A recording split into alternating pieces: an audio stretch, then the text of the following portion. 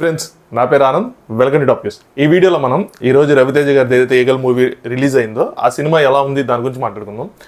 ముందు cinema negatives కోసం మాట్లాడుకుందాం, దాని తర్వాత పాజిటివ్స్ కోసం మాట్లాడుకుందాం, దాని తర్వాత ఓవరాల్గా ఎలా ఉంది అనే విషయం చెప్తాను.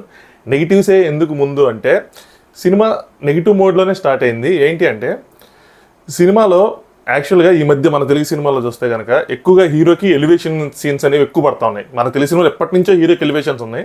బట్ కేజీఎఫ్ మూవీ ఎప్పుడైతే వచ్చిందో అప్పటి నుంచి హీరోకి ఇంకా over elevations, over dramatic, so ఇంకా వెనకాల బ్యాక్గ్రౌండ్ మ్యూజిక్లు, పెద్ద పెద్ద బీజిఎంలు అలాంటివి అనమాట. బట్ ఏంటంటే అలా మన హీరో చుట్టూ ఉన్న క్యారెక్టర్లు హీరోకి అలాంటి ఎలివేషన్ ఇచ్చినప్పుడు అలాంటి సన్నివేశాలు కూడా అక్కడ పడాలి.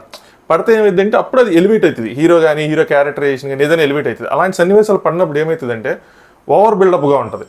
సో ఈ సినిమా ఫస్ట్ హాఫ్ మొత్తం అలాంటి ఓవర్ బిల్డప్తోనే సాగిద్ది అనమాట. సో పెద్ద పెద్ద డైలాగులు అనమాట, విధ్వంసం, విస్ఫోటనం, హీరో అంటే అది, హీరో అంటే ఇది అని చెప్తూ ఉంటారు. బట్ అక్కడ అలాంటి సీన్స్ పడవు. వీళ్ళు ఏదైతే విధ్వంసం, విస్ఫోటనం అని చెప్తారో అవన్నీ ఎక్కడో ఉంటాయి అనమాట దాని తర్వాత. సో ఫస్ట్ హాఫ్ మొత్తం చాలా బోరింగ్గా, బిలో యావరేజ్ ఫస్ట్ హాఫ్గా సాగిద్ది అనమాట. So that is the biggest minus ఈ సినిమాకి చెప్పాలనుకుంటే. రెండవ నెగిటివ్ ఏంటంటే, సినిమా స్టోరీ నేరేషను సామాన్య ప్రేక్షకులకి కొద్దిగా అంతగా చదువుకునే వాళ్ళకి కానీ ఎవరైనా సరే సామాన్య ప్రేక్షకులకి సినిమా స్టోరీ టెల్లింగ్ ఏదైతే ఉందో చాలా కన్ఫ్యూజ్డ్గా ఉంటుంది.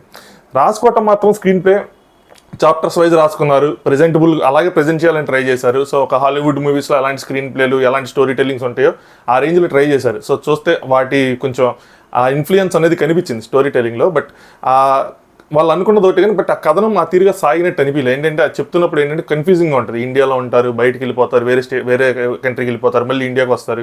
సో అనుపమ పరమేశ్వరం ద్వారా ఈ స్టోరీ అనేది చెప్పించారనమాట. సో అలా చూస్తున్నప్పుడు ఏమవుతుందంటే కొద్దిగా కన్ఫ్యూజింగ్గా ఉంటుంది. అరే ఏం జరుగుతుంది, ఇప్పుడు ఈ సీన్ ఎందుకు వచ్చింది, అప్పుడు ఆ సీన్ ఎందుకు వచ్చింది, అసలు ఏంటి, ఏం జరుగుతుంది, దేని తర్వాత ఏది వస్తుంది అన్న కొద్దిగా కన్ఫ్యూజన్గా ఉంటుంది. సో ఇలా ఈ కన్ఫ్యూజను, ఈ ఓవర్ బిల్డప్, కొద్దిగా స్లోగా ఉండే ఫస్ట్ హాఫ్తో ఏమవుతుందంటే ఫస్ట్ హాఫ్ మొత్తం చాలా బోరింగ్ అనిపించింది, బిలో యావరేజ్గా అనిపించింది. బట్ ఇక్కడ వరకు మైనస్ అనమాట. అసలైన సినిమా అనేది సెకండ్ హాఫ్లో స్టార్ట్ అవుతుంది. ఏదైతే ఫస్ట్ హాఫ్లో బిల్డప్స్ ఇచ్చారో, విస్ఫోటనం, విధ్వంసం లాంటివన్నీ అవన్నీ సెకండ్ హాఫ్లో స్టార్ట్ అవుతాయి. సెకండ్ హాఫ్లో రెండు పాజిటివ్స్.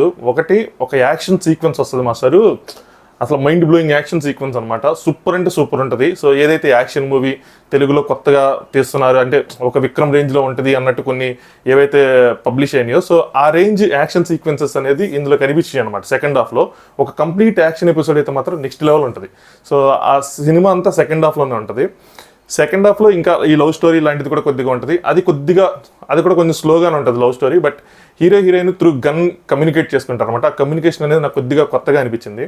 ఓవరాల్ కథ చూసేవాటికి ఏంటంటే మనకు తెలిసింది కదే, బట్ ఇందులో కొత్తగా ఈ కొత్త స్క్రీన్ ప్లే రైట్ చేసుకునే విధానం కానీ, లేదంటే కొత్తగా ట్రై చేసిన విధానం, ఈ నేపథ్యం అనేది కొంచెం కొత్తగా ఉంటుంది సినిమా బ్యాక్గ్రౌండ్ అంతా. సో దానివల్ల సినిమా కొద్దిగా ఫస్ట్ హాఫ్ ఏమో కొద్దిగా కన్ఫ్యూజింగ్గా, సెకండ్ హాఫ్ ఏమో వాళ్ళు ఇచ్చిన ఎలివేషన్ అంటే అప్పటి వరకు మనం కనుక సహనంతో కూర్చోగలిగితే కనుక సెకండ్ హాఫ్ మిమ్మల్ని ఎంటర్టైన్ చేసింది. మీరు థ్రిల్ ఫీల్ అవుతారు. సెకండ్ హాఫ్లో మాత్రం ఆ యాక్షన్ ఎపిసోడ్ ఏదైతే ఉందో థ్రిల్ ఫీల్ అవుతారు.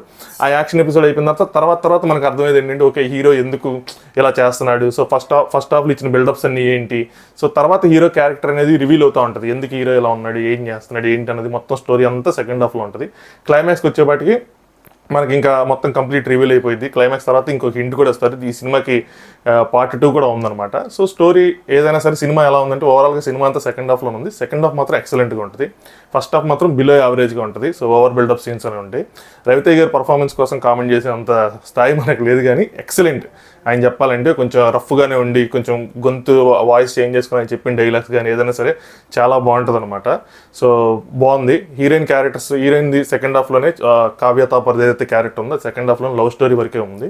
అనుపమ పరమేశ్వరన్ ఓవరాల్గా ఈ స్టోరీ మొత్తం తనే ముందుండి మనకి ఆడియన్స్కి పరిచయం చేస్తుంది అనమాట. So comedy scenes Srinivas Reddy వీళ్ళందరూ ఉన్నారు, కానీ అక్కడక్కడ మంచిగా కామెడీ కొద్దిగా పండింది. సో ఓవరాల్గా చూస్తే కనుక సినిమా ఒక యావరేజ్ మూవీ. ఫస్ట్ హాఫ్ మరీ బిలో యావరేజ్గా ఉండటం వల్ల ఏమైందంటే సినిమా ఓవరాల్గా మనం చెప్పుకునేటప్పుడు తగ్గుతూ ఉంటుంది.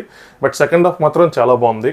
సో రవితేజ ఫ్యాన్స్కి అయితే మాత్రం సూపర్గా నచ్చింది. ఎందుకంటే మొత్తం ఫుల్ యాక్షన్ ఎపిసోడ్స్తో నిండిపోయింది. అంటే యాక్షన్ మూవీ లాంటివి తీశారు కాబట్టి సో వాళ్ళకి బాగా నచ్చింది. కామన్ ఆడియన్స్ ఎవరైనా ఉంటే ఒకసారి ట్రై చేయొచ్చు, పర్లేదు. సో యావరేజ్ అని చెప్పొచ్చు అనమాట మూవీ. సో లాంగ్ రన్లో ఎలా ఉంటుంది అంటే ప్రేక్షకులు ఈ మధ్య కొత్తదనం కోరుకునే వాళ్ళు ఉన్నారు కొంతమంది. సో సాంగ్స్ ఏం లేవు, ఫస్ట్ హాఫ్లో ఒక సాంగ్ ఉంటుంది, సెకండ్ హాఫ్లో ఒక సాంగ్ ఉంటుంది అంతే.